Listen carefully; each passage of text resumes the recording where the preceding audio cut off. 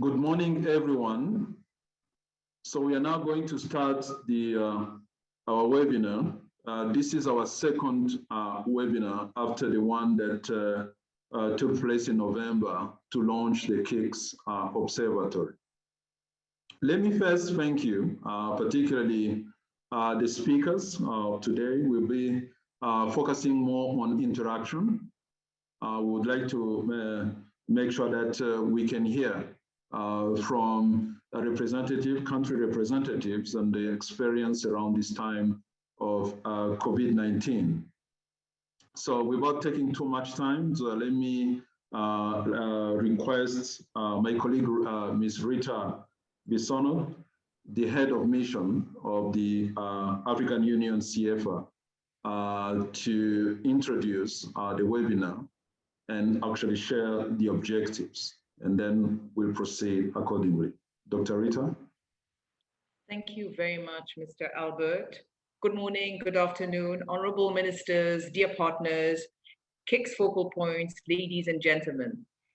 It is with great honor today that I welcome you to this webinar series organized by the consortium comprising of ADEA, the Association for the Development of Education in Africa, the African Union International Center for Girls and Women's Education in Africa, with the technical support of UNESCO UIS and the African Population and Health Research Center, APHRC. The theme for today's webinar is Education Financing, Wellbeing, and Schools Reopening. And to this effect, the consortium has published on its KIX website, which you might have seen already, reports on both education financing and well-being of school children. These publications highlight current policies and practices in Africa and offer practical homegrown solutions to share and exchange amongst all of us, the decision makers in working in education. According to the data that is before COVID, the pre-COVID data, it was already estimated that we had 40% of children, including IDPs and refugees, who were considered to have a low level of well-being. That is, not having enough water, not having enough sanitation, poor nutrition, and not enough safe spaces for having a basic education. And with COVID-19, with this pandemic, these numbers have increased, as have gender inequalities, which have intensified during school closures. And this has, of course, impacted on human capital development and the productivity, as fewer girls have had access to continued learning during this COVID times. This webinar today will highlight perspectives from member states on their financial expenditure, including the gender equality dimension towards assuring and ensuring continued learning in Africa during this pandemic. That is, how are boys and girls benefiting from the share of resource allocations? As we know, it is very difficult for our countries to trade off between addressing health-related COVID-19 priorities and educational priorities. Substantial resources are necessary to keep our schools open and to ensure continued learning during the time that schools were closed. These are compelling and competing priorities for the few available resources in our countries. Moreover, houses in Africa have a balance between meeting everyday needs and education expenditures. And this poses a risk for our children, especially those who are being forced to child labor, being exposed to child marriage. As we know, in many families, livelihoods are diminishing as the economic crisis continues. There is hope in the horizon, especially as all of you partners are here today in the education development sector. We meet and we look at evidence to take action. At our own level, at the African Union International Center for Girls and Women's Education for Africa, we have launched an Africa Educator campaign. This is to ensure that girls go back to school. It is also to make our member states aware that there is need for increase in domestic financing for catch-up strategies and to ensure that schools reopen fully, especially in remote areas, in conflict situation, in humanitarian settings. Furthermore, our own strategic plan, our third strategic plan for 2021 to 2025, uses the theory of change basing itself on the gender intelligence dimension to make sure that we go towards our goal of gender equality and that we include boys and girls in the discussion, in the dialogue, and we value each other's contributions to trigger a new mindset that enables both genders to operate in a spirit of partnership in the education development sector. In conclusion, I would like to call upon each of you and every one of you to continue playing your part and to further engage with us in this KIX consortium for the implementation of synergistic and prolific activities which maximize the results on the ground and to ensure that no one is left behind. Thank you very much. Thank you so much, Dr. Rita, for your introductory remarks. So let me take this junction time to invite Ms. Margarita Focas-Leach, Chief Executive Partnership with the Global Partnership for Education, to give her remarks as well. Thank you, Margaret, for joining again our second webinar as part of the KIX Observatory. Thank you very much. And honorable ministers, friends and colleagues from the African Union, African Development Bank, ADEA, UN agencies and other partners, it's really a great pleasure to join you today at this important meeting. And I bring warm greetings from Alice Albright, the CEO of the Global Partnership for Education. We're here today to share evidence and experiences from policies and practices that address the impact of COVID-19 on education systems. And this is timely and critical as we watch the evolution of the pandemic across the world. COVID-19 has created the biggest disruption to education we have ever seen. More than a year into the pandemic, some parts of the world are making progress, including through vaccinations, but other parts of the world are still reeling under the impact of the pandemic, and the end seems nowhere in sight. This global inequity highlights the fact that the impacts of the pandemic have not been uniform across or even within countries and populations. Alongside economic and health inequalities, the pandemic has deepened educational inequalities.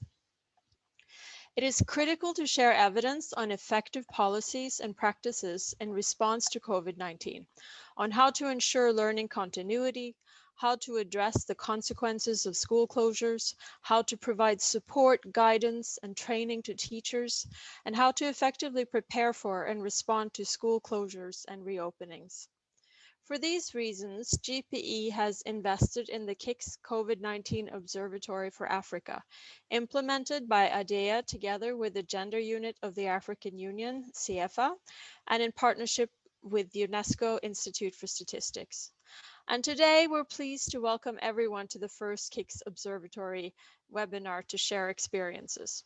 At this webinar, we will learn about emerging evidence on policies and practices in Africa that address the impacts of COVID-19 on education systems. We welcome the recent publication on financing education in Africa during COVID-19, released by the Observatory and supported by the African Population and Health Research Center. At the peak of COVID-related school closures, 1.6 billion learners were out of school, including 810 million in lower-income countries.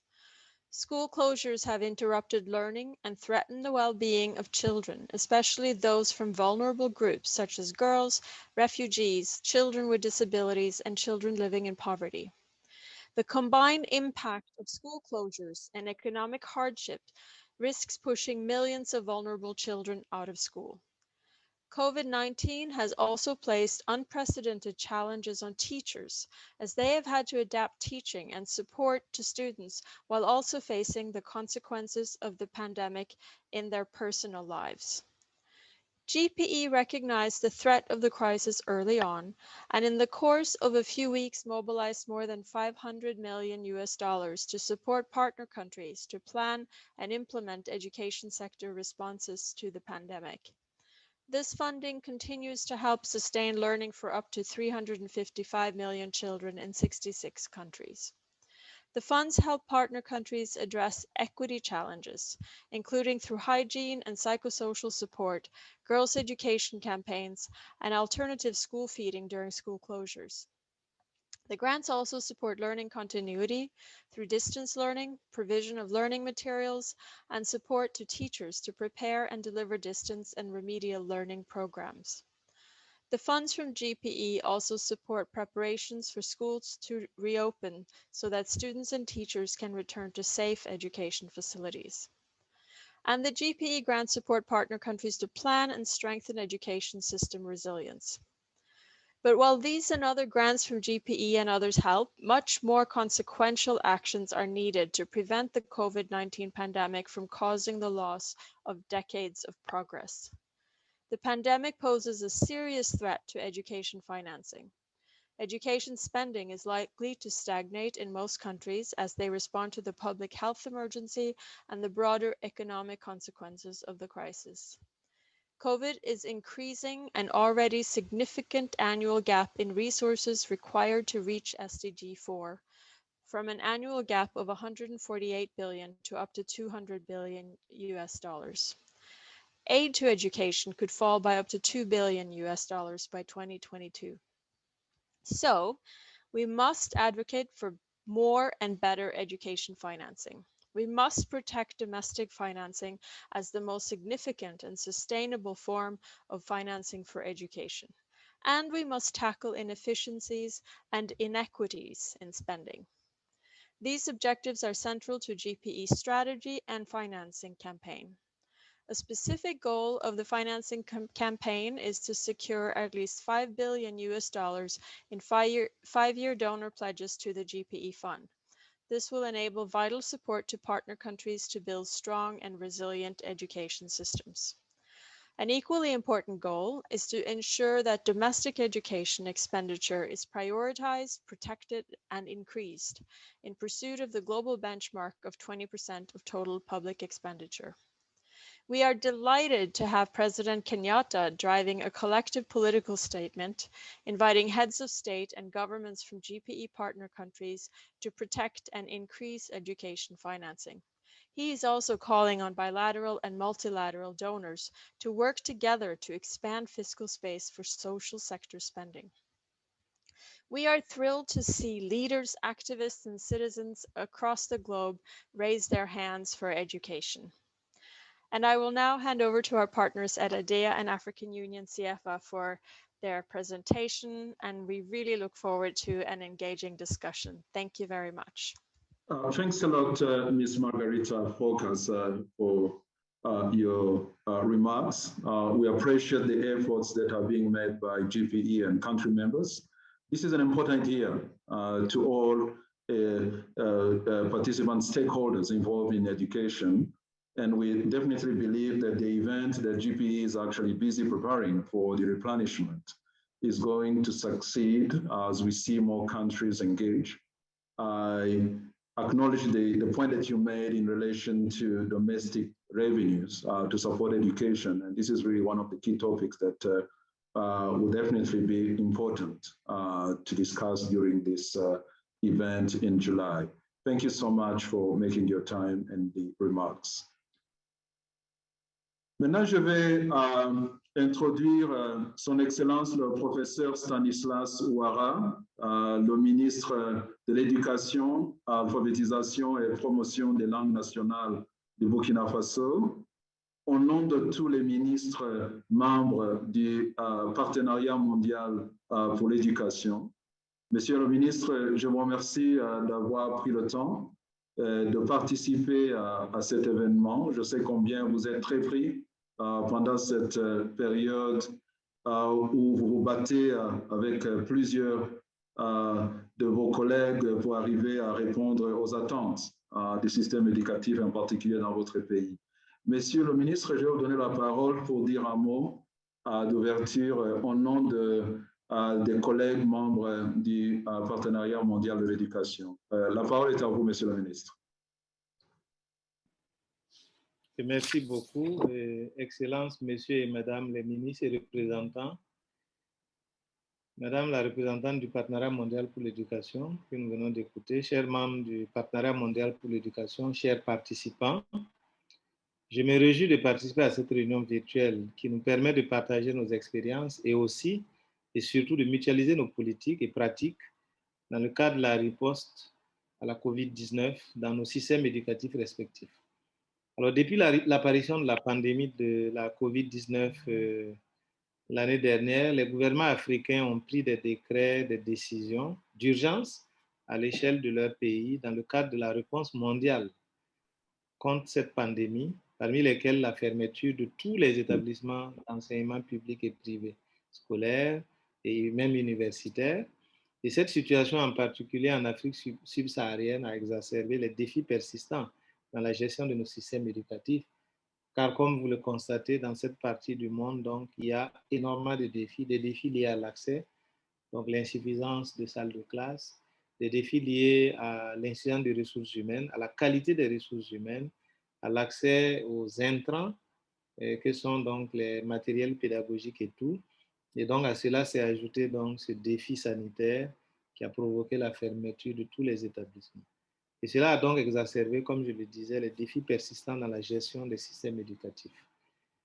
Cela a créé aussi des conséquences négatives sur le bien-être des apprenants et cela a accru la vulnérabilité des groupes marginalisés, en particulier les filles et les femmes et surtout les personnes en situation de handicap. Comme vous avez déjà été informés, donc les sujets de discussion aujourd'hui sont le financement de l'éducation, le bien-être des élèves et des enseignants et la réouverture des écoles pendant ces moments difficiles. Ces sujets sont capitaux, surtout dans le contexte de crise liée à la pandémie à COVID-19. Compte tenu de l'impact socio-économique actuel que la pandémie a dans les 41 pays partenaires du Partenariat mondial pour l'éducation en Afrique, le consortium dirigé par l'ADEA présentera donc à travers ce webinaire les preuves que l'Observatoire KIX a obtenu jusqu'à présent sur le financement de l'éducation, le bien-être des enseignants et des apprenants, ainsi que la réouverture des écoles dans les pays partenaires du Partenariat mondial pour l'éducation en Afrique. Nous savons tous combien la planification de l'éducation est importante pour garantir l'accès, garantir la qualité, garantir l'équité et surtout garantir l'inclusion dans nos systèmes éducatifs. La réalisation de ces priorités appelle à la mobilisation des moyens financiers, surtout dans cette situation de crise qui exige notamment d'appliquer des mesures barrières dans nos écoles pour éviter la contamination des élèves et enseignants. Donc, ça va nécessiter la construction supplémentaire de salles de classe pour pouvoir diviser et éviter qu'il y ait une surpopulation des élèves qui ne favorise pas donc le respect donc de la distanciation physique, la disponibilité en eau potable pour favoriser le lavage des mains, etc. Et en même temps, donc, de se préparer à une éventuelle crise à l'avenir pour éviter de se retrouver dans une situation de crise similaire à celle que nous venons de connaître. Je voudrais aussi profiter de cette occasion pour remercier les organisateurs de cet événement virtuel, en l'occurrence donc l'Association pour le développement de l'éducation en Afrique, ADEA, et le Centre national de l'Union africaine pour l'éducation des filles et des femmes en Afrique, CIEFFA, et le Partenariat mondial pour l'éducation en tant que partenaire financier de l'Observatoire donc, sur les réponses au COVID-19 dans les systèmes éducatifs en Afrique. Pour terminer, je voudrais encore une fois de plus réitérer mon soutien et mon engagement au nom de mes collègues ministres, membres du Partenariat mondial pour l'éducation, pour les différentes initiatives prises par le Partenariat mondial pour l'éducation afin de promouvoir la mutualisation des politiques et pratiques pendant cette crise donc, de COVID-19. Je vous remercie. Merci beaucoup, Son Excellence, Monsieur le ministre Stanislas Ouattara. C'est donc un plaisir, comme je le disais, de vous avoir avec nous. Tout à l'heure, après la présentation, vous aurez l'occasion de partager l'expérience du Burkina Faso. Il y a pas mal de choses, d'après le rapport que nous avons, que votre pays a essayé de mettre en place comme riposte à l'impact de COVID-19 dans le système éducatif. Alors, sans tarder, je vais passer la parole à deux présentateurs qui donc nous commençons la partie, je dirais la partie technique de cette réunion. Donc, je vais passer la parole à deux présentateurs qui vont nous faire une synthèse des grandes lignes des résultats des deux études qui ont été conduites, notamment l'étude sur le financement de l'éducation et aussi le bien-être des élèves et des enseignants. I'm going to introduce my colleague Shem Bodo, Senior Program Officer of ADEA, and Ms. Maria Mdachi, Gender Expert under the AU CIEFFA. They are the two who are going to make the presentation. Shem and Maria, could you make sure that you cover your slides in 20 minutes maximum so that we can actually make sure that we manage properly the allocated time? The floor is yours. Thank you.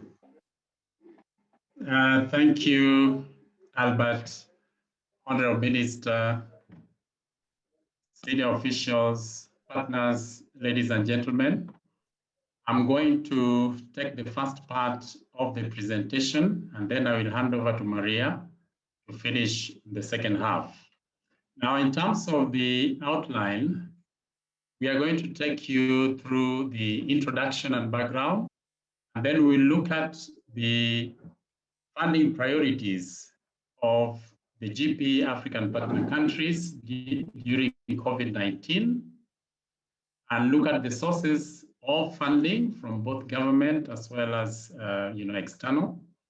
We look at the country responses to financing education during COVID-19, and touch a bit on emerging evidence on the impact of financing, both positive and negative.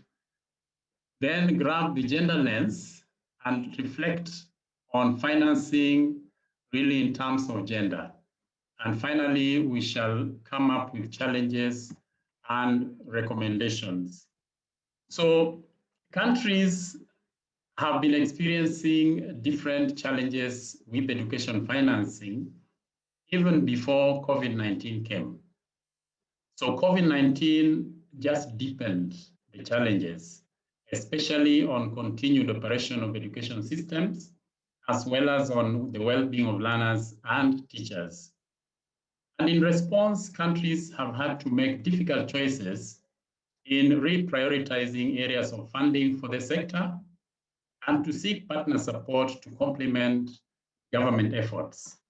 And depending, of course, on their stability and sources of financing, and bearing in mind the immediate and critical needs of sectors such as health and social protection. So available evidence, as shown in the synthesis report, shows us that the GP African member countries focused funding during the COVID-19 period in 4 priority areas. First is on remote learning during school closures. The second part is on teacher training on the use of remote learning technologies, including instructional delivery and remedial teaching. The third area of priority is the provision of water, sanitation, and hygiene materials, personal protective equipment, as well as other resources to prepare schools for reopening. And finally, the fourth area is supporting vulnerable populations, especially we are looking at children with special needs, girls from marginalized areas, as well as refugee populations. It's important to note that the proportion of funding for these areas, of course, varied from country to country, depending on the context, and also the stage of implementation of some of these areas by the different countries. So let us look on the next slide at the sources of funding. And we see that, of course, we had funding from domestic sources.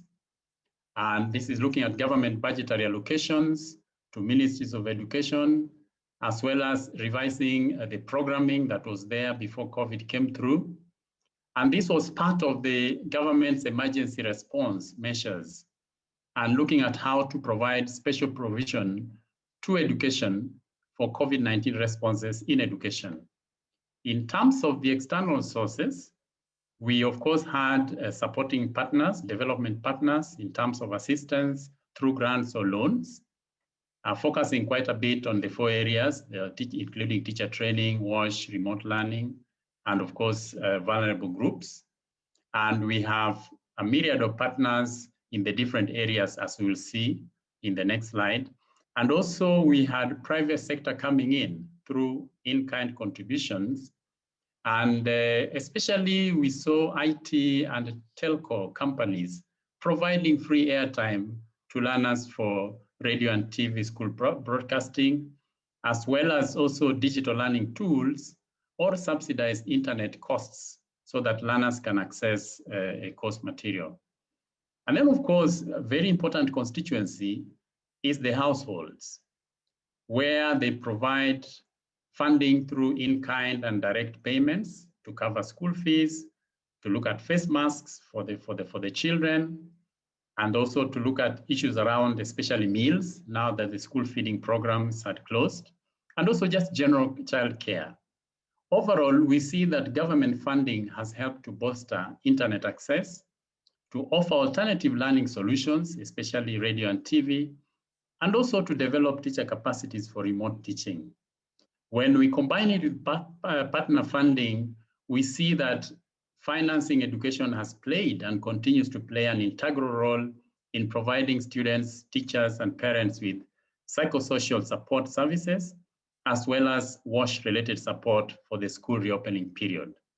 So we want to look in the next slide, a snapshot of the countries that benefited from funding, the 4 areas of funding, as well as the partners involved.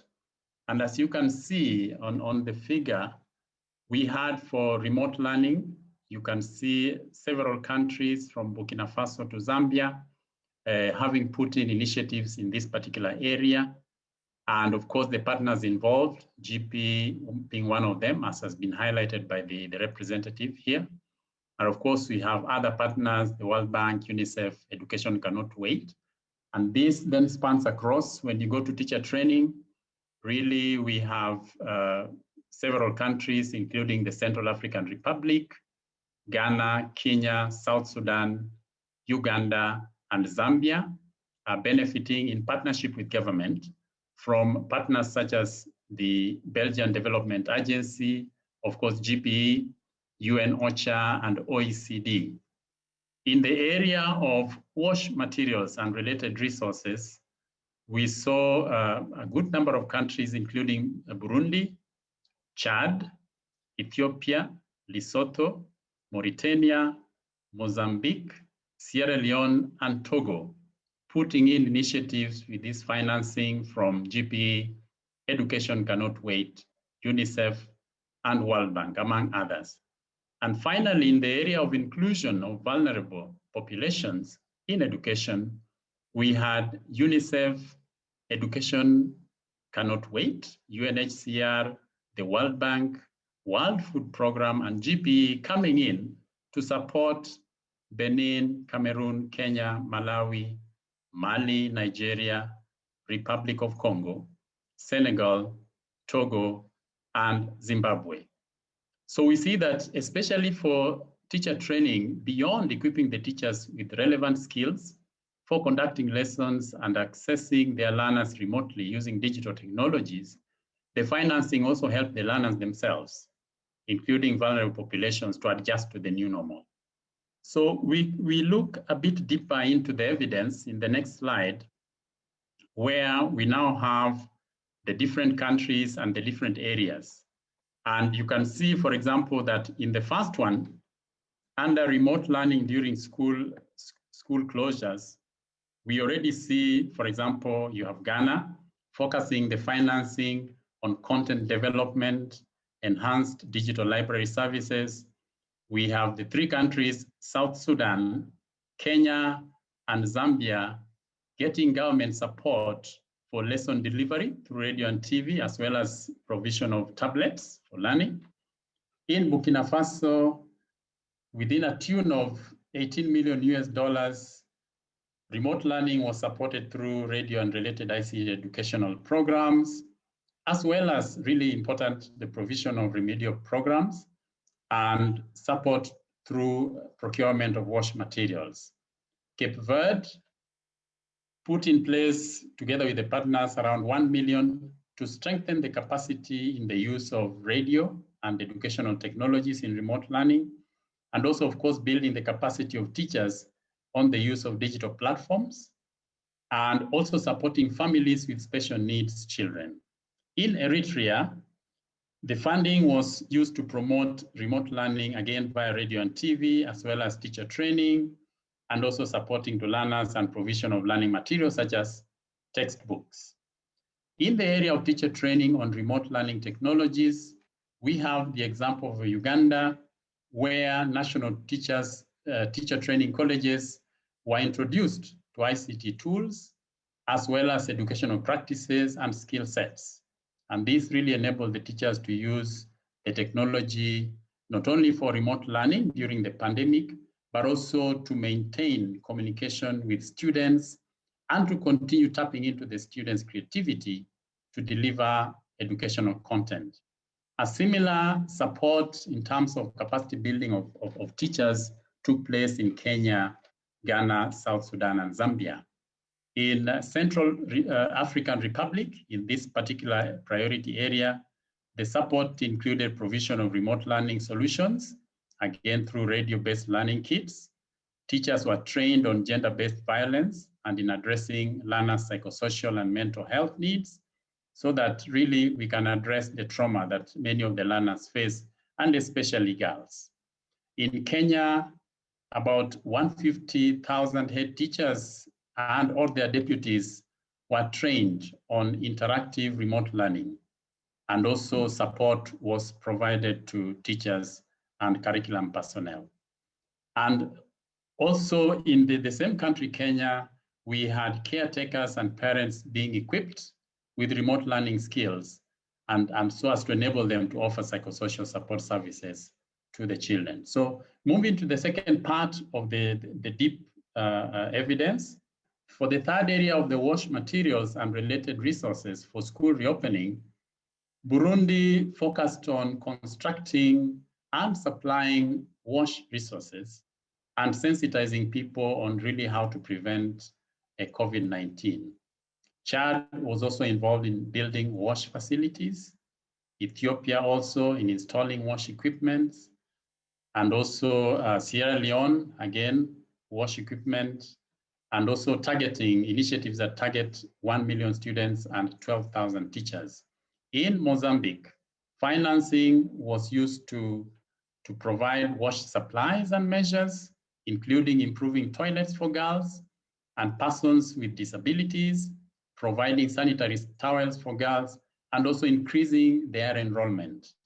In Mauritius, the government, together with partners, got rural poor to participate in education through feeding of about 400,000 students. Lesotho also financed the wash programs in the schools, and Togo promoted hygiene and provision of PPEs for teachers and students in public schools to the tune of $7 million. In the last area of inclusion of vulnerable populations in education, the evidence shows us that Kenya, Mali, Republic of Congo, and Zimbabwe focused on gender equality and inclusivity in their teacher training at this time of the pandemic.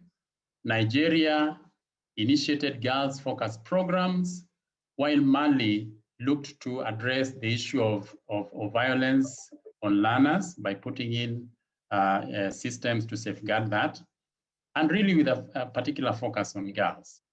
Zimbabwe had gender-sensitive remedial programs initiated, while Benin also had gender sensitization and support programs to learners at risk of dropping out at the tune of $7 million. In Cameroon, the continuity of children's learning in crisis-affected areas was really the focus at a tune of $1.5 million, while Togo's back-to-school program really was in the tune of $7 million. In Senegal, there was the creation of digital safe spaces for girls to not only access fellow peers, but also mentors and valuable information, especially at this time of lockdown. And then in Malawi, support was for distance learning solutions for those in marginalized areas, as well as other vulnerable populations. Finally, the Republic of Congo really focused on the provision of distance learning solutions under this particular priority area of inclusion. Now, in terms of evidence that is currently emerging due to some studies that have been taken, we see that a study by World Bank shows that at this time of the pandemic, the countries also took really the opportunity to fund some of those areas of critical need that allow continuous learning and help prepare for safe schools reopening, really by focusing on those remote learning solutions as well as water, sanitation, and hygiene. We see the example, the evidence comes from Rwanda, as well as in Ethiopia, that also took the opportunity to implement infrastructural projects, such as construction of classrooms, so as to reduce overcrowding and also to enhance social distancing. We know also, I think in Kenya, where there was the provision of extra desks, so as to really try and adhere to the health protocols.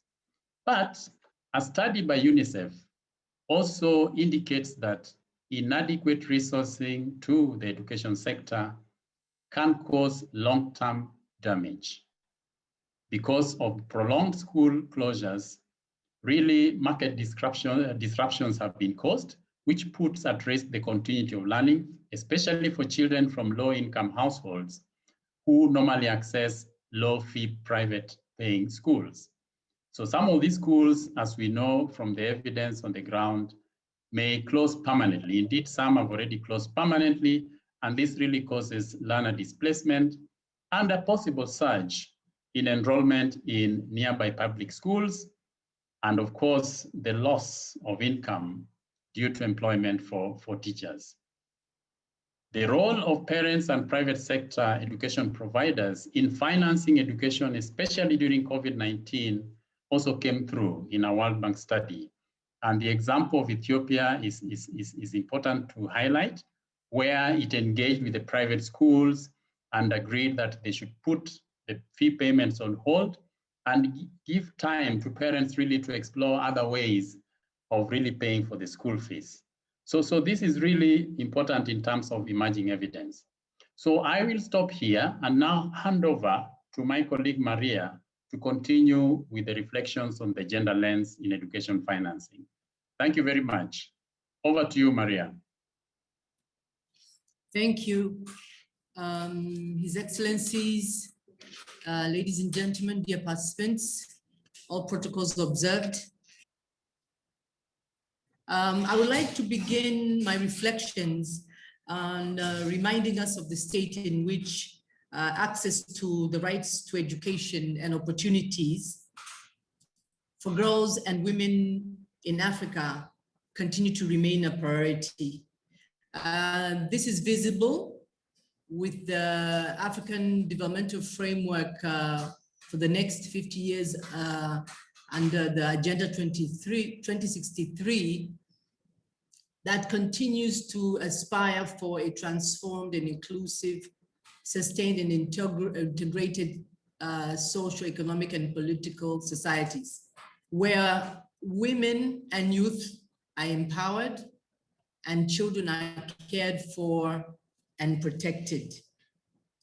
More so, we find that there's a compilation of legal frameworks on the same, regarding the rights of girls and women in education, particularly looking at gender and education, is compiled by CIEFFA called the Compendium, which lists 12 such African instruments. I will not name them all. On the slide, you can see some of them, but in particular, I would like to focus on the Continental Education Strategy for Africa and its related gender equality strategy that offers minimum standards for African Union member states to ensure that gender is integrated.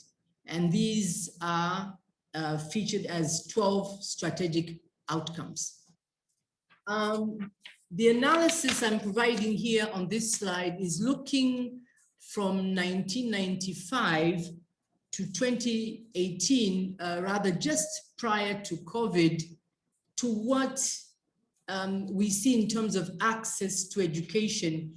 If you look at all female students, regardless of their age, from primary, secondary, and tertiary, divided by the number of the ratio of their male counterparts. From this figure, you can see that at primary level, from the beginning 1995 to 2018, you can see the last line, the last thin line that represents sub-Saharan Africa. There seems to be parity from both female and male learners at primary education. But as we continue, the trend shows for secondary and tertiary to widen. Unfortunately, this slide does not provide disaggregation by gender, but it shows the overall inequalities to access basic necessities and environments that facilitate learning. And as you can see from the population of 550 million children, that, for example, on the issue of water, access to water, to safe water services, on the first block, you see that 40% were impacted. And that continues further to show that 42% were stunted, and more so, 57% saw the unlikelihood of finishing, completing basic education, with a higher level of one or two of these deprivations of well-being, standing at 79%. In a nutshell, I would like to take the opportunity to also complement what has already been shared by the earlier presenter on what also works. As our partner from GPE had mentioned earlier, that there was a raise your hand financing campaign from the African continent were presented as a champion, President Uhuru Kenyatta from Kenya, with an estimated 5 billion, which are expected to be raised. And the campaign began in 2020 and will continue. As for the AU CIEFFA, we have launched since September 2020 an Africa Educates Her campaign, on which we want to increase awareness on girls, getting them back to school, proposing strategies, and working with development partners, as well as traditional and religious leaders and the youth on supporting girls and women's education in the community. So far from this launching, we have received 250 pledges, mostly in kind, to try to support girls basing from 1 to 3 years of education at both primary and secondary levels, so that they remain in school. This is a summary of what was previously presented, but focusing on what specifically went into supporting gender equality in Africa's educational systems. We looked at, for reopening of schools, what could be the most cost-effective manner of responding for better outcomes for girls. We're looking at gender violence, as is the case provided by the Central African Republic and Nigeria. We looked at water and sanitation, very important. Mozambique has placed efforts on putting up toilets for girls and persons with disabilities, but also provision of sanitary towels, inclusion efforts in Kenya, Mali, Republic of Congo, Zimbabwe, and Benin, focusing more on teacher training and delivery of instruction and learning materials, with Senegal looking at digital safe spaces for girls, whereas Malawi looked at distance learning. Most interesting, we see policy revisions are being proposed by Zimbabwe by revising their Education Act for readmission of pregnant school girls, and they have put into their budget 123 million. This was done in February this year. There are things which could be done better, and probably for public expenditure, integrating more gender equality. And we're looking this as a safety net in the realms of COVID and protection of the girls. As the other spokespersons have already mentioned, domestic financing is very important. I will also propose targeting more of an intersectoral support. And also very important is the data. It seems we're still having issues and gaps in getting numbers of boys and girls who are out of school, how many teachers have been impacted, if it's female or male teachers, due to COVID. The gender responsive education sector planning has taken place in 20 African countries since 2017. And I think they've been trained more than 200 participants, but I think probably the scaling for this would be good so that there's consistency and continuity. Finally, we would propose that African education systems might have to be rethought in terms of its curricula and delivery, looking at how education is delivered from face-to-face to remote learning, including bringing in a new dimension, a strategic approach for addressing gender equality under gender intelligence. I think I will not speak to this, but probably bring in my co-presenter to finalize on this one. Thank you very much. Thank you, Maria, for your contribution. Shem, can you take us through quickly in the challenges and recommendations as we wrap up this? Yes, thank you, Albert. So even though governments, development partners, private sector players, and households have mobilized different amounts of funding for the 4 priority areas we have talked about, as we can see, this funding is not adequate to address the efforts of the pandemic, especially for the education sector, so as to allow for safe school reopening, particularly in the low and lower middle income countries. So challenges of inadequate resources to support the continuity of learning still persist, especially during school closures. And really for preparation of schools for reopening, that remains a challenge.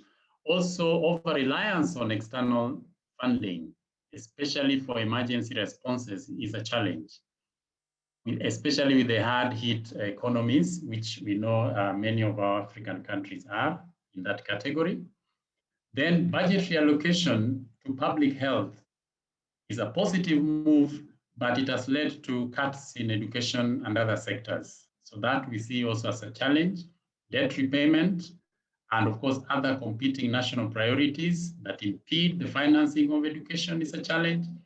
And of course, the pre-existing challenges that have hampered the allocation of resources to the education sector. So what does the report recommend?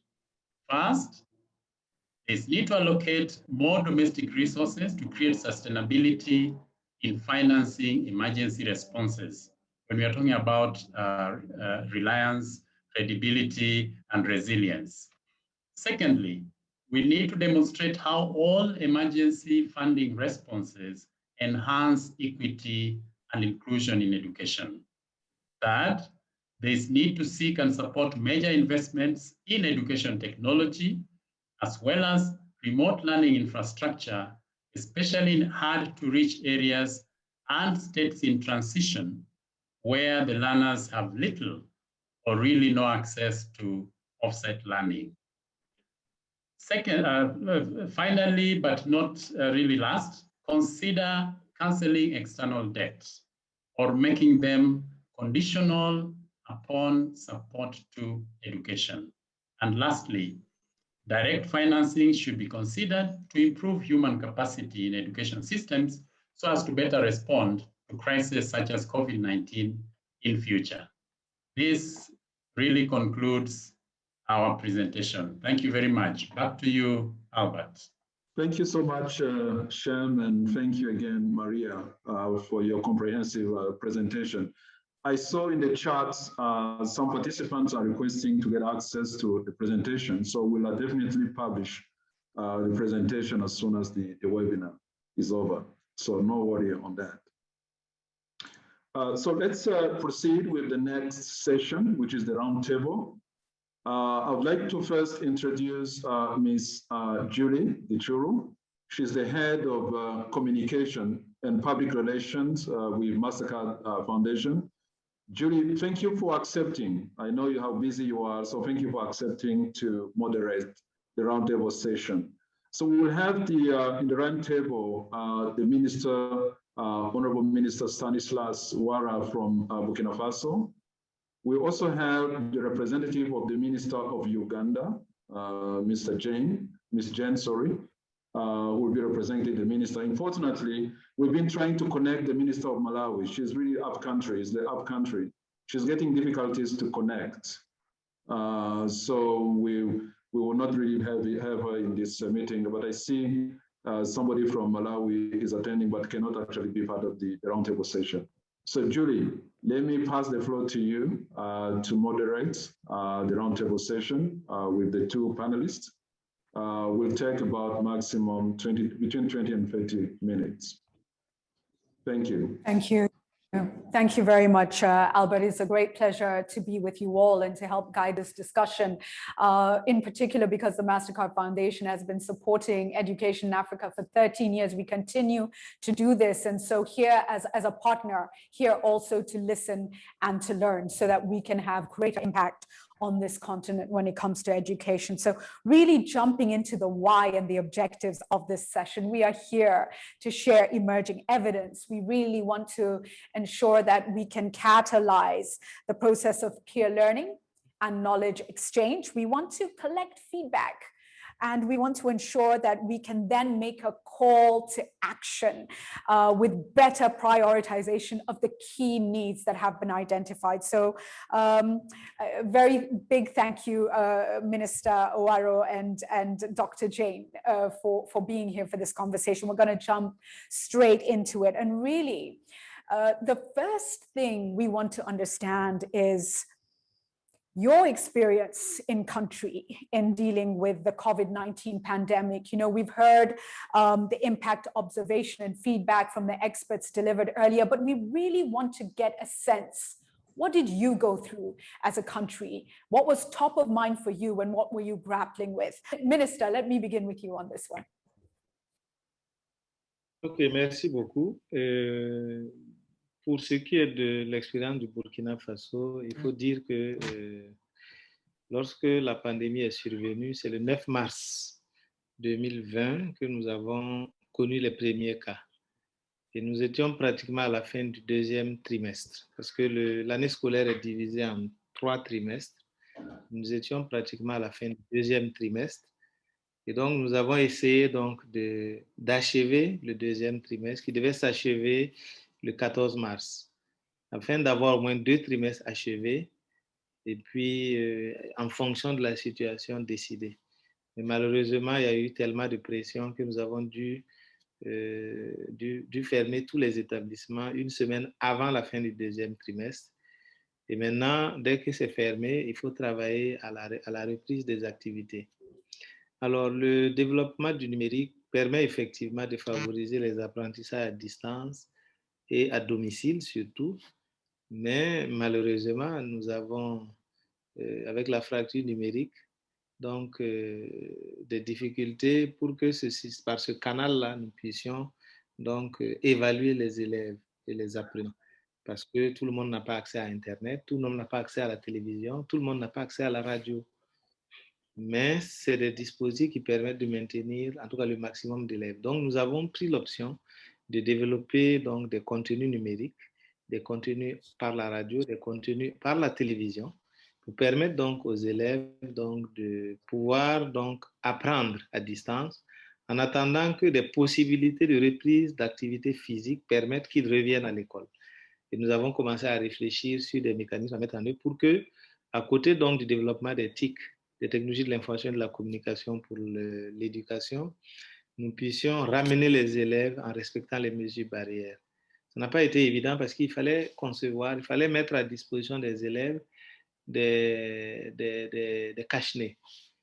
Alors, on n'était pas à mesure financièrement de faire face à l'acquisition de cache-nez jetables, des cache-nez utilisables une seule fois.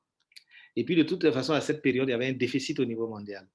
Donc, nous avons pris l'option de confectionner nous-mêmes les cache-nez en utilisant donc les matières premières locales, de façon aussi à permettre aux populations de bénéficier donc des ressources que nous allons injecter dans la lutte contre la pandémie pour la reprise des activités, de bénéficier aussi des ressources parce que les activités économiques aussi étaient au ralenti un peu partout avec les confinements qu'on avait décrétés. Et donc, nous avons utilisé la cotonnade burkinabé pour confectionner les masques et nous avons confectionné 12 millions et demi de masques pour mettre à disposition des élèves. Mais le temps de la confection a été un peu long parce qu'il fallait que les tisseuses donc de ces tissus avec le coton burkinabé puissent se mettre s'organiser. Il fallait que les tailleurs puissent s'organiser pour la couture, etc. Et donc, ça n'a pas été facile. Il y a une confédération du coton, du textile, de l'habillement qui est là, qui a accompagné le processus. Et donc, nous avons pris l'option à un moment donné donc de sauver au moins l'année scolaire pour les classes d'examen, de faire en sorte que ces élèves-là puissent prendre part aux examens dans les mêmes conditions que les années précédentes. Et maintenant, pour les classes intermédiaires, bon, les évaluer sur la base des 2 trimestres effectués et puis essayer de rattraper l'année suivante, donc l'année scolaire de ces classes intermédiaires. C'est ce que nous avons fait. Dès le 1er juin, nous avons repris les cours avec les classes d'examen en leur partageant les cache-nez et tout. Et on a pu faire les examens dans de bonnes conditions et les résultats étaient meilleurs que ceux de l'année d'avant. Pourquoi? Parce qu'il y a eu un encadrement de proximité. Les enseignants qui ne tenaient pas des classes d'examen ont été appelés en renfort pour appuyer les enseignants qui étaient dans les classes d'examen. Et donc, le ratio élève-enseignant a été formidable et a permis, et à côté de cela aussi, l'apprentissage à distance et à domicile par la radio, la télévision et le numérique éducatif ont permis aussi d'améliorer. Et à la rentrée, nous avons déployé une stratégie donc, de rentrée scolaire en lien avec la COVID et de poursuite des activités pédagogiques. Donc, tout le monde a repris. On a pu distribuer les masques à tout le monde. C'est des masques réutilisables et lavables. Hein, et on a pu les partager. Et puis, bon, on a mis un dispositif de lavage des mains un peu partout où c'était possible. Et on a demandé l'accompagnement des parents d'élèves. Et nous avons repris les cours. Les 2 premiers mois, nous avons demandé de rattraper les retards et puis après de poursuivre l'année scolaire. Et nous avons mis un dispositif de suivi et de prise en charge des cas de COVID dans les établissements. Lorsqu'un cas de COVID apparaît, nous ne formons pas l'établissement, nous isolons donc en quarantaine l'élève concerné, et les contacts aussi sont prélevés régulièrement, et ceux qui sont positifs sont mis en confinement pendant 2 semaines, le temps de revenir, et les cours se poursuivent, et nous gérons cette situation jusqu'à maintenant. Et là, nous sommes presque à la fin de l'année scolaire 2020-2021. Il nous reste, on va dire, les cours s'arrêtent le 21 juin, puis les examens commencent bientôt. Et donc, je peux dire que tout se passe assez bien. Mais la grosse difficulté, c'est que les budgets ont baissé parce qu'il fallait faire face aussi à la crise économique et donc à relancer certaines entreprises, à accompagner certaines personnes. Et donc, du coup, les budgets ont un peu baissé. Et c'est là où nous appelons les partenaires à nous accompagner pour faire face donc, à cette situation. pour nous permettre, par exemple, de démultiplier les salles de classe pour pouvoir respecter les mesures de distanciation physique, pour pouvoir faire des forages dans les écoles, pour que les élèves puissent avoir de l'eau pour se laver les mains, et puis pour avoir donc développé le numérique éducatif, parce que nous avons décidé de créer une radio-télévision éducative au Burkina. Donc voilà l'expérience que je partage. En tout cas, l'année scolaire se passe en lien avec la COVID assez bien. Il y a quelques perturbations, mais ça, c'est la fronde sociale. Mais donc, ça se passe assez bien maintenant au Burkina. Merci. Thank you for that, Minister. My second question was really going to be some of the priorities, for the financing, and you've highlighted those. You need more infrastructure to allow for the physical distancing. You've spoken to some of those issues. So thank you for that. Dr. Jane, let me come to you now and the Uganda experience. What was it like for you in country? Thank you very much. Everyone on call, protocol observed. We've had very disturbing period. I should start from there. You will recall that actually Uganda was most hit in March 2020. And when that happened, the schools were closed in March, around the 20th. But the way it came, because it took us time, first of all, to get cases in the country. So people initially took it lightly. And then when it finally hit around that March, and then the schools were closed all of a sudden, it definitely found us not ready. And so you can imagine the panic that was there just around the closure. We could not prepare the schools to close. We could not prepare the students to continue. We could not prepare the teachers to continue the support. We just closed the schools. However, we had 2 days to close the school because the president announced the closure on 18th and we were supposed to close on 20th. So what happened immediately was that weekend, when we were within those 2 days, we had to tell the teachers if there are any materials that are ready, just give the children, they go with. And we did not have the communication capacity really to continue anything. So there was a lot of confusion around the time, but yes, we closed. And then the students had to stay at school. The children stayed at school up to October. That's when we opened for finalists. The rest of that time they were at home and at home. Yeah, at home. Even as I speak now, some of them are still at home. Because what happened was now when we opened for the candidate classes, we were now conscious of the infrastructure that we have. We couldn't accommodate everyone. So we agreed that we will now open in stages. So we opened for the candidate classes. Then later on in March this year is when we now opened for the others, also in stages, when some of the candidates have already gone out. So we've had that difficulty, but what happened was immediately now after the closure of schools, then we now went into preparing education response plan. The response plan was also difficult to implement because we did not know what was ahead of us. We first prepared a response plan for 1 month. We thought the closure would be 1 month. And so we were saying, how do we accommodate students within this 1 month? And so we went into trying to prepare materials for the students to keep them during that time. And we thought it would just send these materials to their homes and they would continue learning. But of course, that also had its very many challenges. The parents were not ready for them. The children were not ready to learn on their own. The teachers were nowhere to be seen because everybody was on a lockdown. And it was even difficult to get these materials right up to their homes. So it was a total challenge at the point. We thought the lockdown was 1 month. The lockdown continued and continued up to almost 9 months. And so when eventually we opened for the candidate classes in August, in September, within the time of confusion, we were able to prepare some learning materials, home study materials. The 1 month ended. Now the material that we had planned earlier was for 1 month. But later on now we had to expand because we saw we were not ending with 1 month. So we again went into a second stage of preparing home learning materials to keep the children. So we have been in that process. Overall, we prepared learning materials and up to now, some of them are still home and are using some of the learning materials. Up to now, some of the learning materials have not reached. So it has been a challenge generally of getting continuity of learning. We were very happy and very lucky that under GPE, we were able to get some funding. We got 14.7 million US dollars that we now devoted half of actually on continuity of learning. We were able to produce more materials and send out to the children to continue learning. Part of that money, the remaining part of the money, we continued now to prepare for the opening of schools, and we have been doing that. So we gave what we call grants to schools to prepare water, the sanitation, and the masks and all that for children as they return to school. It hasn't been very easy because also of the challenges of infrastructure. We were not able to bring everybody, as I have already said. So we bring them in bits, and those bits and others are still at home. So while you're thinking of how to open the schools, how to maintain those that are school, you're also thinking about those that are at home. And it has generally been a very big challenge. But we want to appreciate the partners that we have got.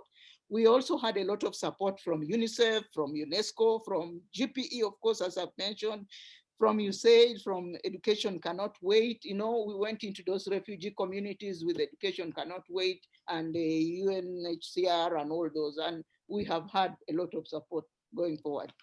Now, what we have done also as government, with the resources that have been sent to the schools, we are saying reorganize your budgets, because now you have to, this has to continue. And we are continuing with monitoring of the SOPs, the standard operating procedures, which the children have to abide by. So that is basically going on. We haven't stabilized yet. We're still in that process. And I think basically I wanted to stop there for now. Thank you. Thank you. Thank you so much for that, Dr. Jain. And I will ask you, if you are able to put on your camera, please do so that we can see you as you speak. That would be appreciated. I want to now focus, thank you so much. Thank you. Wonderful. I want to now focus us forward, you know, really next steps when it comes to what you see as the most pressing policy issues associated with the well-being of learners, teachers, etc. You know, and that will ensure that in these difficult times, our people still are able to learn and to progress, right? And I want to also, as I put this question to you, ask, are we rethinking the world as we knew it? Are we willing to be ambitious enough to say, well, if we're going to continue going through waves of this, do we have to be much more innovative in our approaches? So I come to you with that question on pressing policy issues, and with the lens and the additional question, are we willing to be bold enough and maybe disrupt education to ensure that we can withstand and progress, even if this does continue for a longer period of time? Minister, over to you first.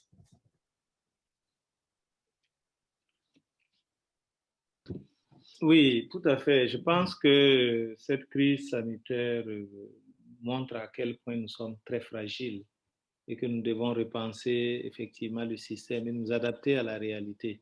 En fait, pour ce qui est de nous, nos pays, nos systèmes éducatifs traversent depuis des années de crise. Nous traversons une crise encore plus grave, c'est la crise sécuritaire qui affecte le système, parce que les terroristes exigent la fermeture des écoles et nous avons plus de 2000 établissements fermés.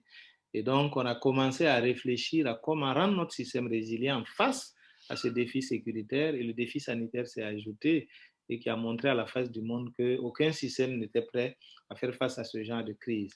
Et donc, il faut être audacieux, il faut être ambitieux, mais il faut mettre l'éducation comme priorité. Et ça, c'est extrêmement important parce que notre système éducatif traverse donc une crise de financement, une crise de pertinence du système, d'orientation du système. Donc, il faut qu'on soit audacieux. Comme vous avez dit, il faut profiter de cette situation de crise pour développer des initiatives ambitieuses et audacieuses. Et moi, je verrais mobiliser davantage les partenaires, les gouvernants et tout, sur la question de l'éducation qui est essentielle et qui est fragile et qui mérite d'être choyée et pour lequel il faut une attention particulière. Mais à côté de cela aussi, il faut profiter de cette situation pour développer davantage l'apprentissage à distance. C'est extrêmement important parce qu'aujourd'hui, tout le monde s'est mis, et même nous faisons une conférence virtuelle. Et avant, c'était assez difficile, les gens ne s'y intéressaient pas, tout le monde souhaitait voyager et tout. Je pense que la situation, la crise actuelle nous montre qu'aujourd'hui, c'est pratiquement plus possible. Et donc, Nous devons effectivement orienter notre système en utilisant les technologies de l'information et de la communication. Et nous sommes allés vraiment en décidant de créer une radio-télévision éducative. Donc, il y aura les contenus numériques sur notre plateforme de contenu, il y aura la radio éducative, il y aura la télévision éducative pour permettre donc à des élèves qui sont dans toute situation de crise. Ce n'est pas la crise sanitaire, il y a la crise climatique liée à des intempéries qui font tomber des bâtiments, qui poussent des populations à se déplacer, à s'abriter dans des écoles, empêchant des élèves de pouvoir accéder, et à la crise sécuritaire et tout, et donc la crise sanitaire. Et donc, comme j'ai dit, il faut qu'on soit ambitieux, il faut qu'on sorte des discours et autres, et qu'on agisse vraiment dans ce domaine. Et pour moi, l'urgence aujourd'hui, il y a deux urgences. C'est le financement conséquent pour qu'on puisse mettre en œuvre les mesures barrières dans nos établissements. Mais la deuxième urgence, c'est vraiment développer donc l'éducation à distance. Et ça, c'est important, extrêmement important. Au niveau du supérieur, ça commence à se développer. Il y a des universités virtuelles qui se créent. Quand vous prenez l'exemple du Sénégal, vous avez 50 000 étudiants sur la plateforme, ils sont formés et il faut qu'on aille dans ce sens et réfléchir à voir comment on pourra évaluer nos élèves par l'éducation à distance, l'éducation par la radio et tout. Mais pour cela, il faut régler quelque chose, c'est la fracture numérique. Tant que nos élèves n'auront pas accès à Internet, tant que nos enseignants n'auront pas accès à Internet, comme cela est dans les pays développés, mais on ne pourra pas effectivement faire face à cette situation. Donc, le débat est ouvert. Moi, je pense qu'il faut être audacieux et puis il faut accepter aujourd'hui d'investir dans les infrastructures de télécommunications, dans les infrastructures du numérique pour nous permettre effectivement de répondre parce que nous avons démontré pendant cette crise-là que nos enseignants sont capables de développer, de scénariser des cours, des contenus numériques, des contenus par la radio et à la télévision. Il nous manque les moyens d'y aller en termes d'accès à Internet, en termes d'accès à des ordinateurs et tout. Et ça, nous pensons que nos partenaires, comme le Partenariat mondial pour l'éducation, peuvent faire du lobbying au niveau mondial de façon à ce que nous puissions réussir cela. Merci. Thank you so much for that. We need to be audacious and really, you see funding required from two pathways really to implement the protective measures and to develop the distance learning. Thank you for that. Dr. Jane, your thoughts on this? Thank you so much. For me, I will just go for distance learning. I think that's where we need to go. More than ever before, we realized that we were too behind or probably sleeping. It is only during this time that we realized more than ever before that ICT in education is a must. And therefore now as a country, we are looking at how to bridge the gaps. Because as I mentioned earlier, when this pandemic came, we had to close. Even universities had to close. We didn't have anybody learning because nobody had the means of learning, from outside the school. So we are now focusing on digital education and digitalizing all education avenues in the country. In the Ministry of Education and Sports itself, where we belong, we are looking at, we are developing what we are calling the digital agenda for the education and sports sector. And actually, we've already developed this. We are looking at, of course, there are many challenges. We don't have the infrastructure to take the digitalized learning to the institutions. And that is one of the priority areas, working with, of course, the other agencies that are in that area. We have a big challenge of digital skills, the teachers, the learners themselves. So it is going to be a huge investment into the training of teachers and the learners. Of course, the gadgets are another thing. You can have the infrastructure, you can have the teachers and the pupils, but if you don't have the gadgets, then still you can't work. So that flow is still key. Then we have to work on attitude. Because this is now a new thing, even the teachers are running away from it and saying, I would rather do something else after all the suffering they've had over the year. So we've got to work also on the attitude of the teachers and make sure that we continue doing this because we can't do without them. Same with the parents, because this also has to go to the parents. They are the supporters of the children and the supporters of the teachers. So our big problem and our big way forward is really on digital education. Thank you. Thank you for that. I hope to come to you both with a final comment before we wrap this up. We're going to get some interventions now and some more takeaways.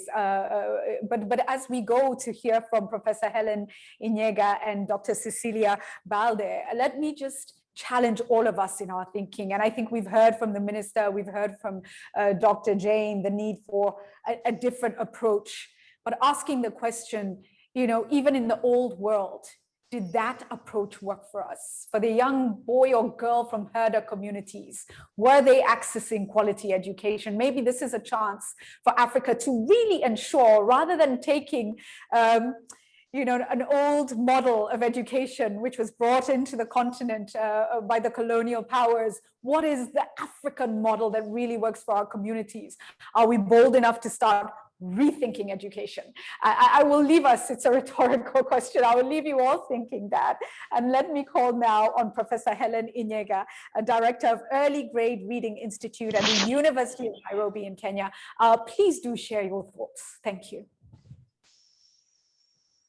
All right, so I wish also to join the other members in thanking the Minister for Education for Burkina Faso, who has given us very good ideas together with Dr. Jane from Uganda. I think we have a very good opportunity in terms of improving our education systems, being able to build back better. And in so doing, I have learned quite a bit of what has happened in those countries, but I think we must recover in a way that we do not replicate the mistakes that have been made before. One of the things that needs to happen, as I've seen the commitment from the Ministry of Education through the minister represented here, is the fact that the government has to be willing to enact some of the reforms and also to innovate for the change in the education sector. So there is that importance of building the political capital, particularly from the Ministry of Education, the buy-in for that reform. So Julie, when you ask about rethinking the education system, disrupting the education curricula and delivery, and Jen talked about adapting the curricula, really Ministry of Education needs to drive that process. Examples from elsewhere prove to us that when the Ministry of Education is driving the process, the change is likely to happen. One of the things that I've been looking to hear in how, for example, to measure learning loss, children have been away from school, they have come back to school. What efforts are there, even as we begin to reimagine the education curricula? What tools are available to assess the learning loss?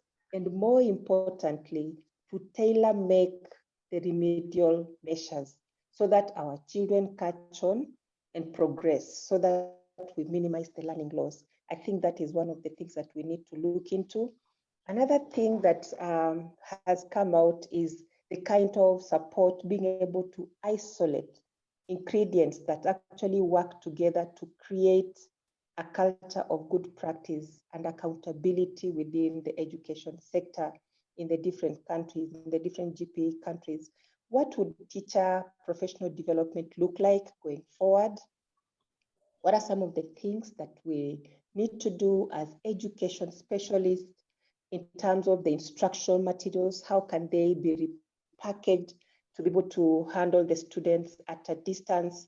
What is the role of the education sector in providing psychosocial support, for example, to the teachers and the learners?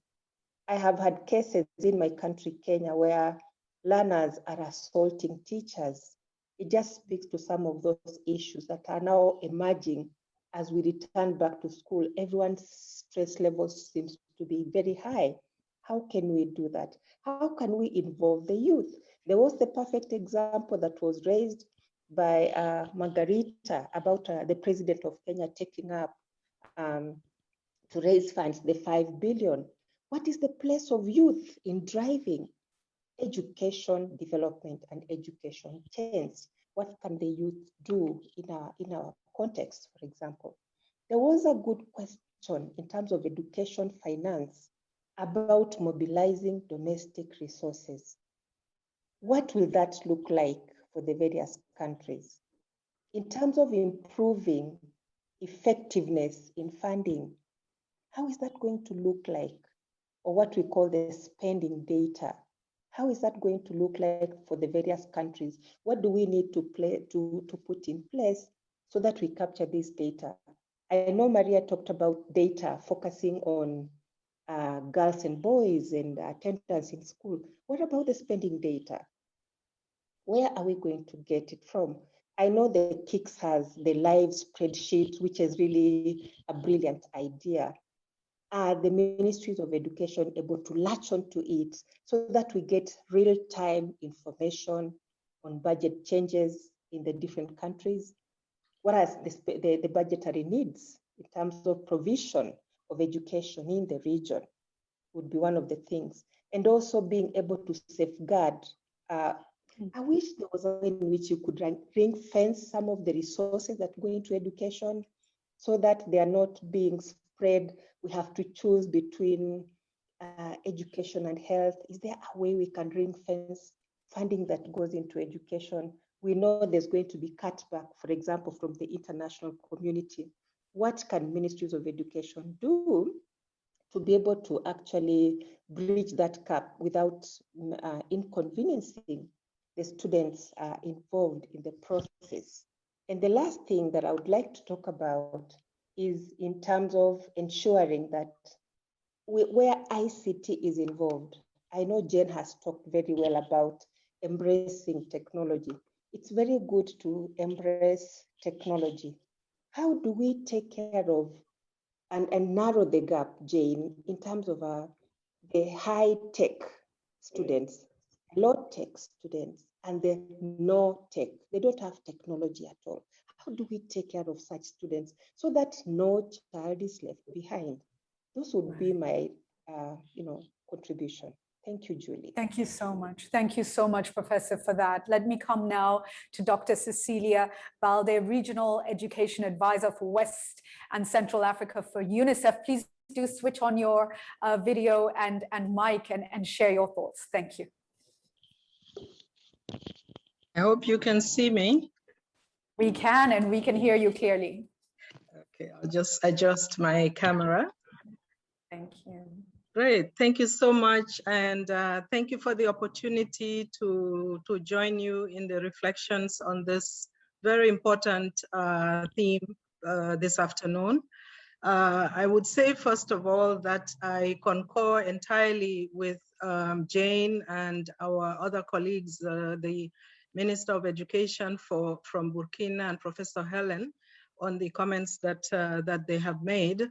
And I also agree entirely with the presentation on the findings and analysis that has been done on the financing of education.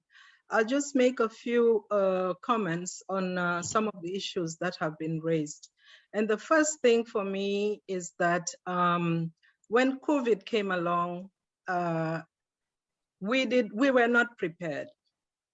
And often, there's a lot of work that goes into developing education sector plans, but many of the education sector plans, especially in West and Central Africa, did not have contingency plans for education in emergencies, nor did they have contingency budgets for emergency responses. So the first lesson that anyone can take away is the fact that you never know when it will happen. And for those countries that, like Burkina, that are in emergencies over many years, they know better than all of us that if you don't have contingency plans and you don't have a clear response capacity, then when the time comes for you to respond immediately, it becomes very difficult. So what we then had to do at the very beginning of this COVID pandemic is actually to help to mobilize whatever support, technical support we can mobilize very quickly to help countries to develop their response plans very quickly, cost them out, and develop a phased approach to responding to the realities. Some of the responses have been highlighted by the professor from Burkina Faso. So the lesson to pull away from that is that we need our education sector plans cannot be devoid of contingency plans for education in emergencies. The second point I would raise relates to the fact that we decided at the very beginning that we cannot let COVID reverse the positive trends, that the positive gains that we have actually acquired and gained through education. And therefore, we needed to think outside the box and think about innovating rather than doing business as usual in education and emergency response, which is basically service delivery, providing learning materials, training teachers rapidly so that they can respond. So we did much more than that. And in doing much more than that, we said, okay, so as the Minister of Burkina is saying, what can we do to learn from existing pilots and existing experiences around distance learning? We said we have to diversify the learning pathways. How do we diversify the learning pathways? We don't just, because obviously COVID put us in a position where we cannot do regular didactic teaching and learning between teachers and pupils. So we needed to use other platforms. Radio was being pilot tested. We have a partnership with a South African-based organization that does radio-based learning, very exciting. The Burkina experience tells you about that very well. TV, and then digital learning. And a lot of our focus is now on digitization of the education systems. How do you promote alternative ways of engaging children and supporting them to learn in a way that allows them to achieve and continue to perform? And related to that also is the big issue around the financing. Yes, we have been advocating for increases in domestic resources, but we know that the resources have never been sufficient. African governments in education have not been reaching even the 20% target that has been set over the years by the international community. So what do? We can no longer just say, let us increase education resources. We need to say, where do we look from within the education resources? Where do we look to make changes that are important for us to continue to provide quality learning opportunities? The first thing that hits me when I look at the data in this continent is that we have very low spending in the areas that matter most for fixing the learning crisis. We have a learning crisis on this continent, and the low funding in pre-primary learning, which is only between 2 to 3% across the board in the continent, is something that is going to move us backwards instead of moving forwards. So even within education, the budget for pre-primary learning and for early primary learning is not necessarily going into those areas. And secondly, if ministers of education can ask themselves, who is actually benefiting from the allocated budgets? If you look at the data, it tells you that the low-income countries actually spend only 10% of public education budgets on the 20% of the poorest quintile. And comparing this to the 46% of the budget that is being spent on the 10% most educated in the richest quintile. So if education ministers want to do better, they can look at the spending patterns and reverse these spending patterns to ask those hard questions about how we spend the little that we have.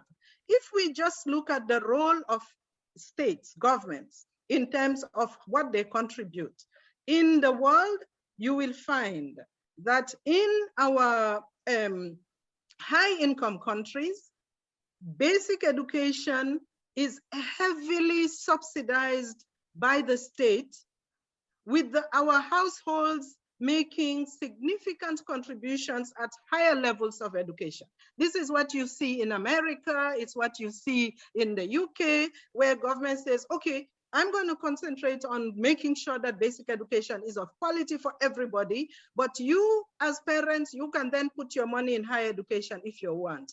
Why is that? Because the returns on investment are higher in the lower levels for social returns, and therefore government is putting their money there.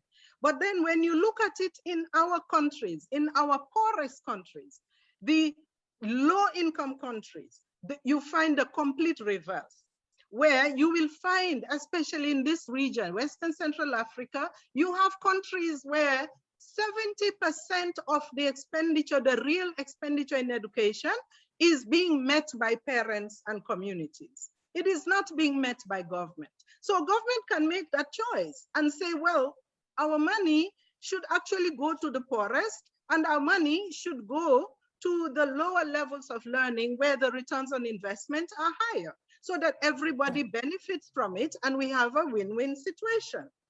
Now, if you look at the innovation portfolio, we agreed with all governments, and we are very excited about the idea. We agreed that to deal with the learning crisis, there are 2 or 3 things that have to happen. One, the focus on the early years, that we focus on making children ready to learn by age 5. Every child has to be ready to learn by age 5, and every child has to be able to read in order to learn beyond age 10. So that if we're able to get this right, then we will not be undoing the gains that have been made. For the agenda on reimagining education, we are leveraging world-class digital solutions so that governments can use these to actually develop their digital learning policies and strategies, and ensuring that we can actually think in terms of scale. It's no longer piloting small-scale projects and just wanting to do little bits and pieces here and there, but it's about mobilizing broad-based partnerships to innovate in education, and not to refuse or shy away from the big problems. To say these big problems have been with us forever. The infrastructure, classroom infrastructure problems. Even as you're innovating in classroom infrastructure, the unit costs are higher. They are higher than if you just have a regular classroom. So forget the buildings. Think about the child and the learning that the child has to learn. And finally, there was a point about integrated programming for school health. This is an area, especially during this COVID period, that requires us to look at freshly, to say we need to have our health colleagues on board. We need to have the social protection colleagues on board. We need to have the nutrition colleagues on board. Yes, we are offering health, hygiene, nutrition education, but it's not enough. We need the services around children so that we respond to the needs of the children in holistic ways. Countries like Uganda have been doing this in excellent ways, and we can learn across countries and across regions. And I think this is what I wanted to contribute to this conversation. Thank you. Thank you so much. Such great points, Dr. Balde. Thank you so much for that. I come, as we wind up this session, to Minister and Dr. Jain, just to give us your closing thoughts very, very briefly. As we move forward, what's the one thing you need us to keep top of mind, very briefly, very focused, way forward? I'll begin with you, Jain, and then finish with the Minister. Thank you. Thank you. Thank you very much, everyone. For me, again, I just want to emphasize the importance of going digital. Really, if we go digital, we will not suffer the way we suffered when COVID-19 came. We should now get ready so that in case of any other calamity, whatever it is, it may not be COVID this time, whatever comes, we should be ready to ensure that our children are able to continue learning. Thank you so much. Thank you so much for that. Thank you. Thank you. Minister, over to you. Merci. Je voudrais donc, à la suite de ce qu'a dit donc Dr Balde, quand même dire que de plus en plus dans nos pays, les budgets alloués au système éducatif par endroits dépassent même la cible mondiale qui est de 20%. Malheureusement, cet investissement de l'éducation va dans le fonctionnement du système, c'est-à-dire les salaires des enseignants et le matériel de fonctionnement. Donc, il n'y a pas d'investissement structurant dans le système éducatif. Et donc, même si nous mettons 30% pendant 20 ans, sans que ces financements soient alignés sur les priorités et les objectifs, on ne va pas réussir. Et donc, c'est pour cela que il faut qu'au-delà des 20% que nous mettons, que ce soit vraiment aligné sur les besoins.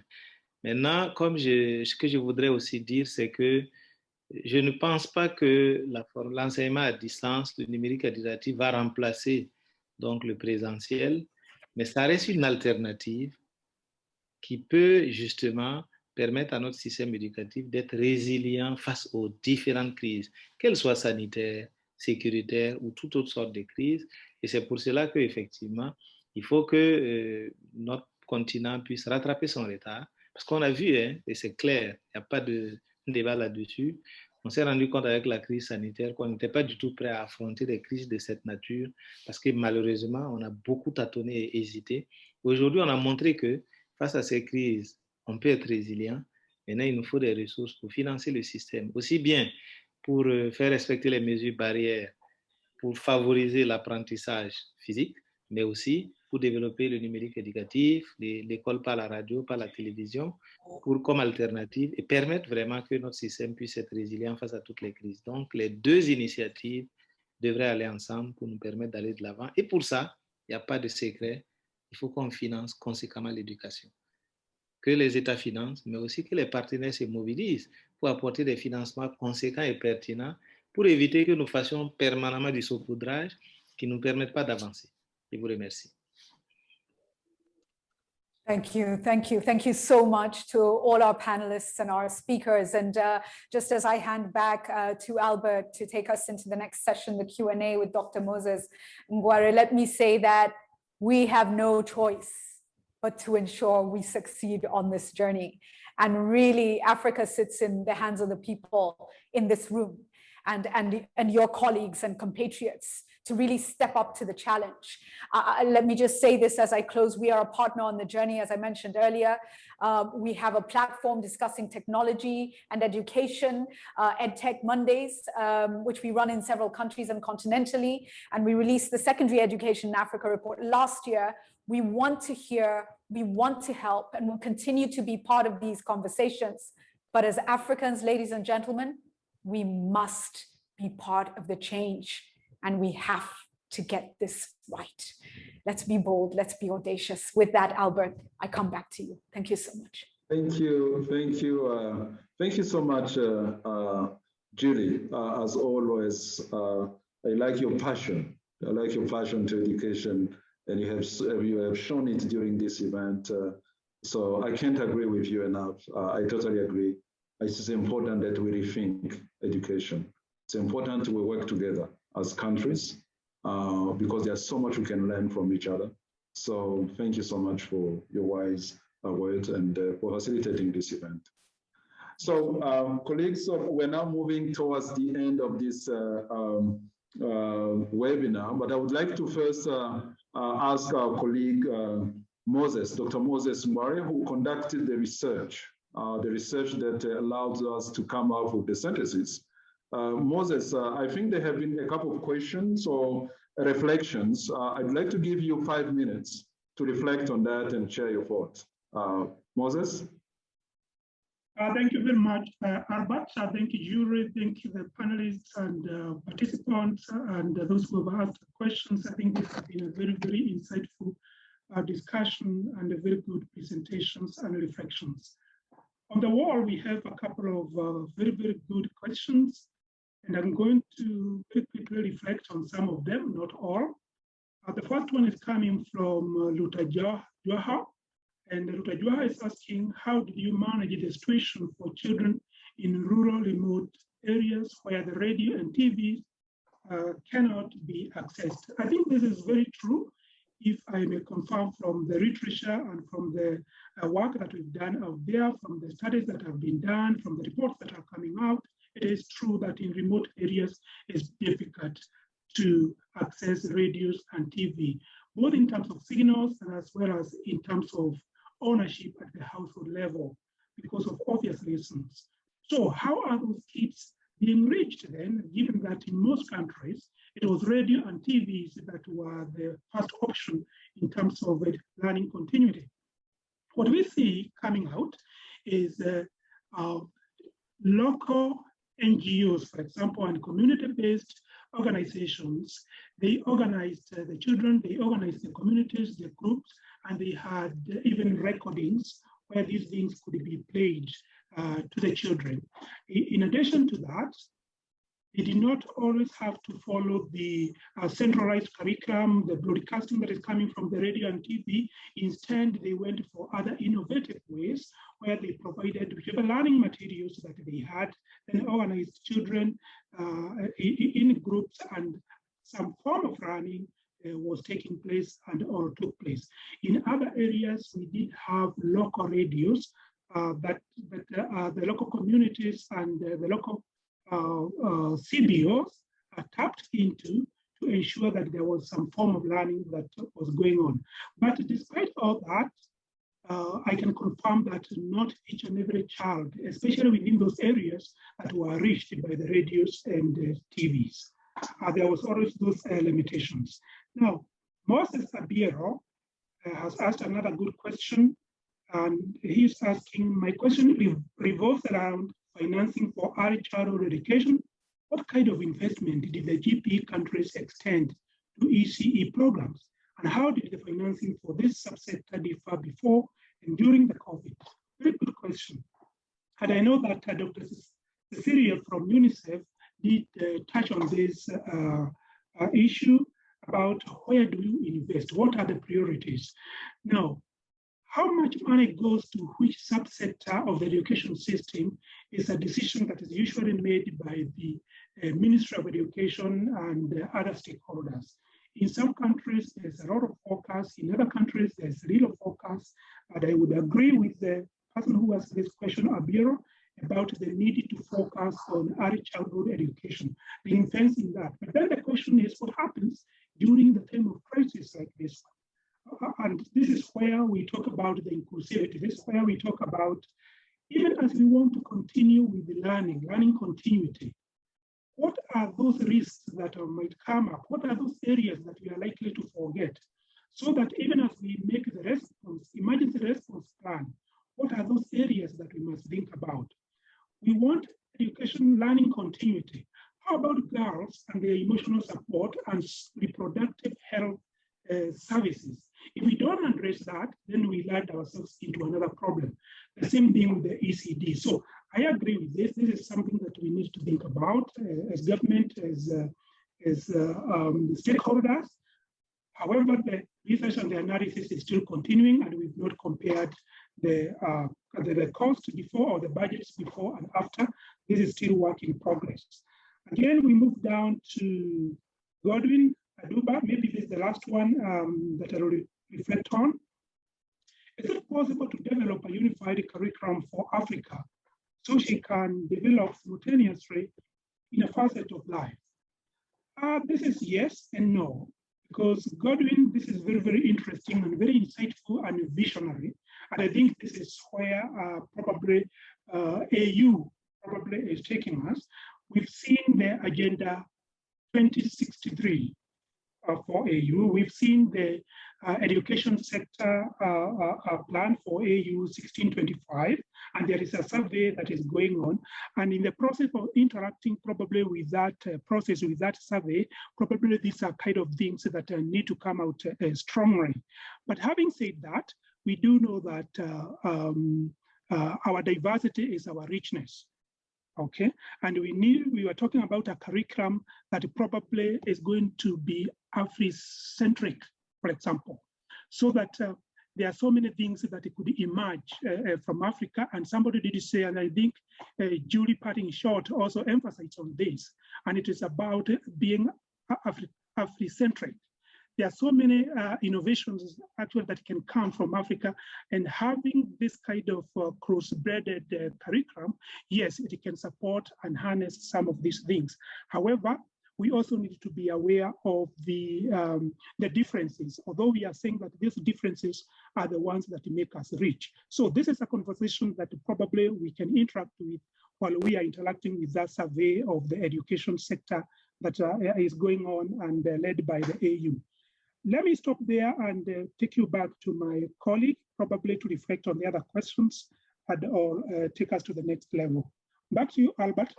Thank you so much. I'm actually watching time.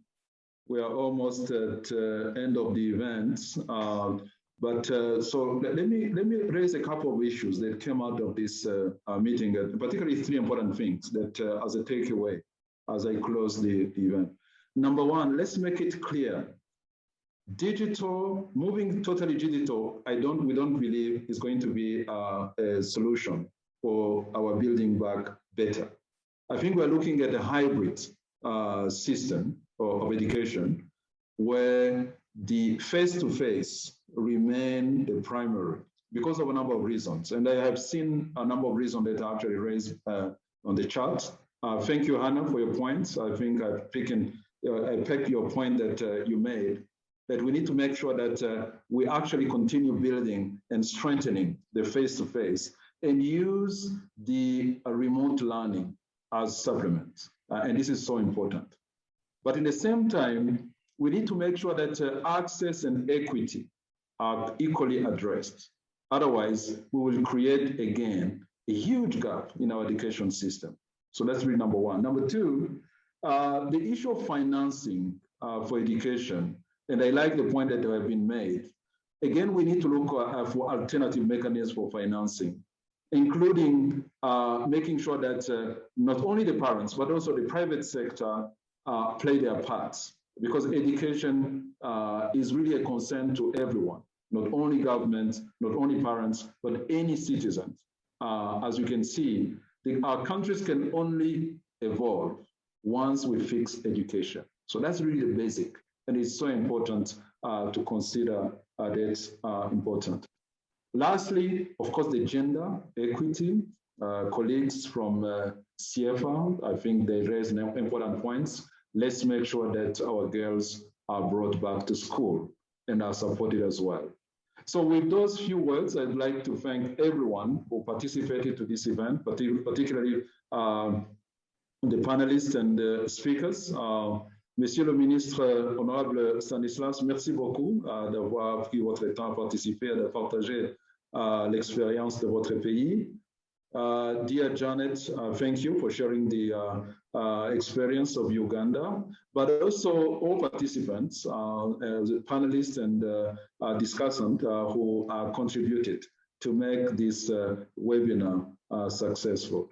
So thank you again, and I wish you a nice afternoon, and looking forward to our next Observatory webinar. But in the same time, we have a number of papers that we are publishing through our website on the Observatory. Go and check on a regular basis and share with us contributions from your country's experience. Again, thanks to everyone, and see you soon. Bye. Thank you. Bye-bye. Bye. Bye. Bye.